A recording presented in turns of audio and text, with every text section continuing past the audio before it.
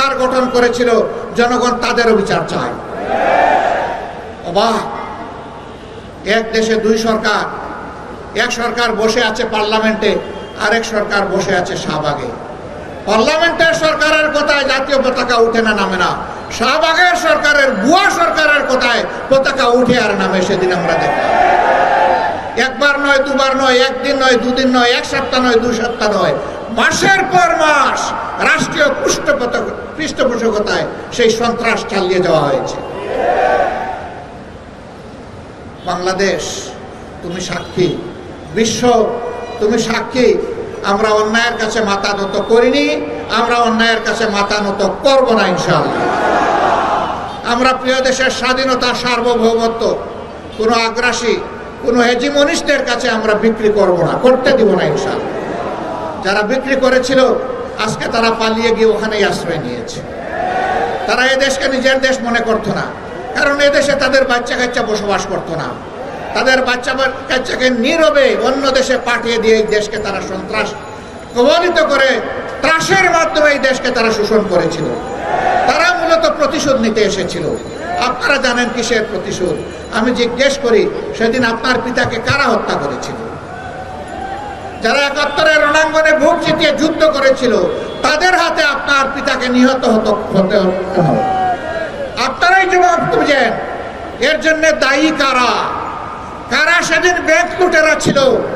কারা সেদিন নব্য সৃষ্টি হওয়া বাংলাদেশকে তলাবিহীন জুড়িতে পরিণত করেছিল? কাদের নেতা করেছিল? ডাইনে যাদের দিকে তাকাই তারাও ছোট, বামে যাদের দিকে তাকাই ওরাও ছোট, সামনে যাদের দিকে তাকাই ওরাও ছোট, পেছনে যাদের দিকে তাকাই ওরাও ছোট। কাদের নেতা বলেছিলেন, কাদেরকে বলেছিলেন উদ্দেশ্য করে? সেই জবাব আজকে তাদেরকে খুঁজতে হবে।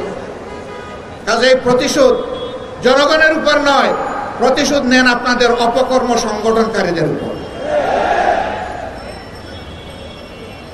আশ্চর্য বিষয়, তারা বাংলাদেশটাকে টুকরা টুকরা করে, বিভক্ত করে, হানাহানি, হিংসার রাজত্ব কায়েম করে পালিয়ে গিয়ে এখনো বাংলাদেশকে তারা স্থির থাকতে দেন না। তারা মাঝে মধ্যে ফোনা তুলে ফুসফাস করার চেষ্টা করেন।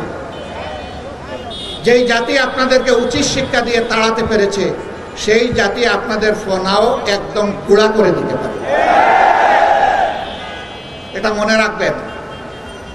এই দেশে যোদ্ধা 2 লাখ 4 লাখ নয়, এই দেশে যোদ্ধা মিনিমাম 10 কোটি। এই 10 কোটি যোদ্ধার 20 কোটি হাত সদা প্রস্তুত যে কোনো ষড়যন্ত্র রুখে দেওয়ার জন্য। আমরা আল্লাহ তাআলার সাহায্য চাই, আমরা যেন অন্যায় এবং অসত্যের বিরুদ্ধে আপোষহীন লড়াই করতে পারি। প্রিয় দেশবাসী, আসুন আমরা আরেকবার অঙ্গীকার করি আজকের এই বিজয় দিবসে আমরা অবশ্যই দেশকে ভালোবাসবো। আমরা কারো তাবেদার বানাতে এই দেশকে দেব না, এবং কেউ তাবেদারি করতে আসলে তাকে আমরা ছাড় দেব না।